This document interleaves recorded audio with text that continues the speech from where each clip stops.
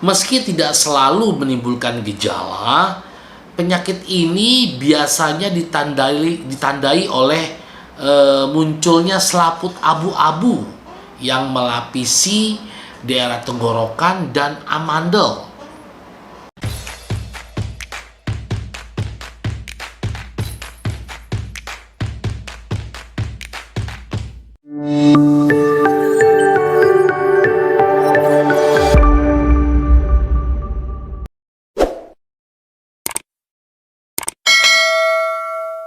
Salam sehat.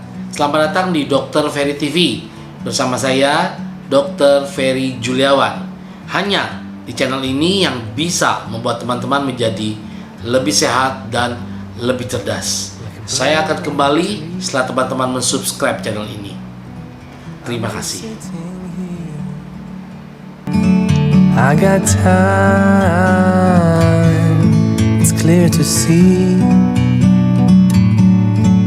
from up here. Terima kasih buat teman-teman yang sudah subscribe channel ini. Pada kesempatan kali ini saya akan memberikan informasi mengenai suatu penyakit, yaitu penyakit ini dikenal dengan nama difteri, teman-teman. Apa itu difteri?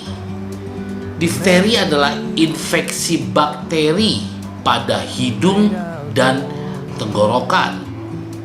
Meski tidak selalu menimbulkan gejala, penyakit ini biasanya ditandai oleh munculnya selaput abu-abu yang melapisi daerah tenggorokan dan amandel. Bila tidak ditangani, bakteri difteri bisa mengeluarkan racun yang dapat merusak sejumlah organ seperti jantung, ginjal, atau otak.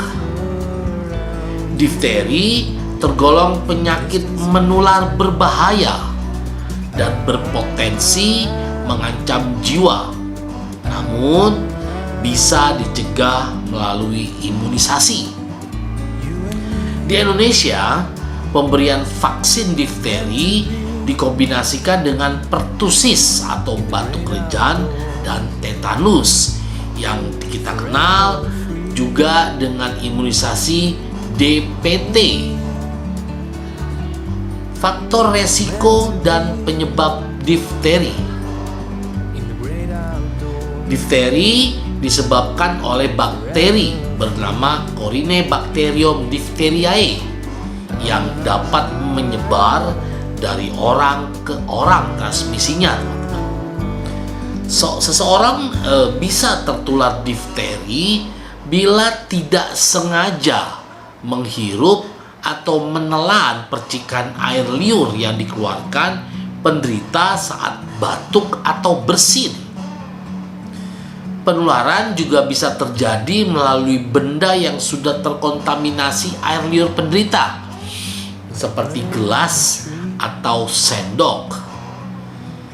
Difteri dapat dialami oleh siapa saja, namun resiko terserangnya difteri akan lebih tinggi bila tidak mendapatkan vaksin difteri secara lengkap. Selain itu, difteri juga lebih beresiko terjadi pada orang yang hidup di area padat penduduknya atau buruk secara kebersihannya, teman-teman. Bepergian ke wilayah yang sedang terjadi wabah difteri, memiliki kekebalan tubuh yang rendah seperti menderita AIDS. Gejala difteri. Gejala difteri muncul 2-5 hari setelah seseorang terinfeksi. Meskipun demikian, tidak semua orang yang terinfeksi difteri mengalami gejala. Apabila muncul gejala, biasanya berupa terbentuknya lapisan tipis berwarna abu-abu yang menutupi tenggorokan dan amandel penderita. Selain muncul lapisan abu-abu di tenggorokan, gejala lain yang dapat muncul meliputi sakit di daerah tenggorokan, biasanya disertai dengan suara serak atau parau, teman-teman. Batuk, pilek, demam, menggigil sampai dalam keadaan lemas, teman-teman. Lalu biasanya muncul juga benjolan di leher akibat pembengkakan dari kelenjar getah bening atau KGB, teman-teman.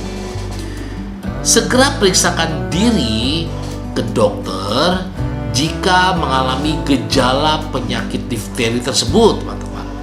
Terutama bila memiliki resiko untuk tertular. Difteri dapat menimbulkan gejala yang lebih berat. Misalnya dapat menimbulkan gangguan penglihatan, keringat dingin, bahkan sampai sesak nafas, teman-teman. Lalu jantungnya berdebar dengan cepat atau berdetak dengan cepat, kulitnya pucat atau membiru. Apabila muncul gejala-gejala yang saya sebutkan tadi, segeralah ke rumah sakit untuk mendapatkan pertolongan medis, teman-teman. Diagnosis dan pengobatan difteri. Dokter dapat menduga pasien terkena difteri jika terdapat lapisan abu-abu di tenggorokan atau amadelnya. Biasanya kita menyuruh pasien untuk membuka mulutnya dan kita center ke arah tenggorokan. Biasanya akan terlihat lapisan abu-abu yang tipis, teman-teman, di daerah tenggorokan dan amadel. Namun untuk memastikannya, dokter akan mengambil sampel lendir dari tenggorokan pasien melalui pemeriksaan swab tenggorokan untuk diperiksa di laboratorium. Difteri tergolong penyakit serius dan harus diatasi sesegera mungkin, teman-teman. Menurut data statistik, 1 dari 10 pasien difteri meninggal dunia meski telah mendapatkan pengobatan, teman-teman. Beberapa jenis pengobatan yang dilakukan untuk menangani difteri antara lain dengan memberikan suntikan anti racun. Dokter akan memberikan suntikan anti racun atau anti toksin difteri guna melawan racun yang dihasilkan oleh bakteri difteri. Jadi kita berikan anti toksin untuk menetralisir racun yang dikeluarkan oleh bakteri difteri, teman-teman. Sebelum penyuntikan dilakukan, pasien akan menjalani tes alergi kulit untuk memastikan tidak ada alergi terhadap antitoksin yang akan diberikan. Jadi sebelum kita melakukan penyuntikan antitoksin, kita harus tes dulu apakah pasien tersebut mengalami ada riwayat alergi, teman-teman. Lalu dapat juga kita berikan obat antibiotik untuk membunuh bakteri difteri dan mengatasi infeksi.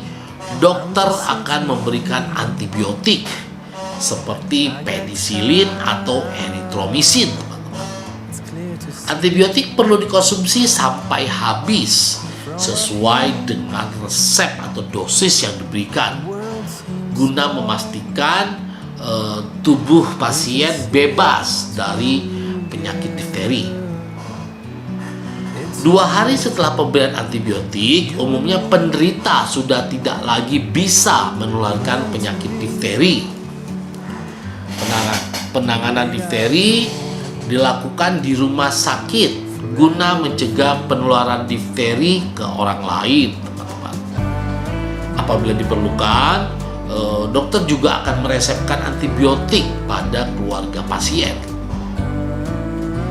Bagi pasien yang mengalami sesak nafas akibat selaput di tenggorokan yang menghalangi aliran udara, dokter THT akan melakukan prosedur pengangkatan selaput. Komplikasi difteri. Bakteri penyebab difteri menghasilkan racun yang bisa merusak jaringan di hidung dan tenggorokan. Hidung jadi tersumbat sehingga saluran pernafasan juga tersumbat. Racun tersebut juga bisa menyebar melalui aliran darah dan menyerang berbagai organ. Pada jantung, kerusakan jaringan akibat racun dapat menimbulkan radang otot jantung atau miokarditis. Pada ginjal dapat menyebabkan gagal ginjal, dan pada saraf dapat menyebabkan kelumpuhan. Oleh karena itu, penanganan yang tepat sangat penting dilakukan untuk mencegah dan mengurangi keparahan dari komplikasi difteri. Pencegahan difteri. Difteri dapat dicegah dengan imunisasi DPT. Setelah saya sebutkan tadi di awal, yaitu difteri, pertusis, dan tetanus, yaitu pemberian vaksin difteri yang dikombinasikan dengan vaksin tetanus dan batuk rejan atau pertusis. Imunisasi DPT termasuk imunisasi yang wajib bagi seluruh anak-anak di Indonesia, teman-teman. Pemberian vaksin ini dilakukan pada usia 2, 3, 4, dan 18 bulan, serta pada usia 5 tahun. Guna memberikan perlindungan yang optimal, vaksin sejenis DPT atau TDAP atau TD akan diberikan pada rentan usia 10-12 tahun dan usia 18 tahun. Khusus untuk vaksin TD, pemberian dilakukan setiap 10 tahun. Bagi anak-anak berusia di bawah 7 tahun yang belum pernah mendapatkan imunisasi DPT atau tidak mendapatkan imunisasi lengkap, dapat diberikan imunisasi kejaran sesuai jadwal yang dianjurkan oleh dokter anak. Khusus bagi anak-anak yang sudah berusia 7 tahun ke atas dan belum mendapatkan imunisasi DPT, dapat diberikan vaksin TDAP. Demikian informasi yang bisa saya sampaikan pada kesempatan kali ini, teman-teman. Saya sangat berharap sekali informasi ini dapat memberikan manfaat yang banyak buat teman-teman semua. Jika teman-teman menyukai informasi pada saat hari ini, berikan like sebanyak-banyaknya, teman-teman. Lalu teman-teman yang belum subscribe, ayo mari welcome to Dr. Ferry TV dengan menekan tombol subscribe, teman-teman. Dan teman-teman sudah masuk ke dalam channel yang interaktif. Kenapa saya katakan interaktif? Teman-teman akan merasakan sendiri bahwa channel ini teman-teman bisa memberikan pertanyaan, bisa memberikan informasi, dan mendapatkan sharing-sharing mengenai kesehatan yang sangat bermanfaat, teman-teman. Lalu jangan lupa juga nyalakan lonceng notifikasinya, sehingga teman-teman akan selalu update mengenai informasi-informasi kesehatan dan kedokteran, teman-teman. Lalu jangan lupa juga di-share, teman-teman. Setelah teman-teman tonton video ini, share agar orang-orang di luar sana dapat mendapatkan informasi yang bermanfaat buat mereka. Terima kasih, teman-teman. Tetap setia tonton Dr. Ferry TV, karena hanya di channel ini yang bisa membuat teman-teman menjadi lebih sehat dan lebih cerdas. Terima kasih, teman-teman. Tetap semangat. Salam sehat.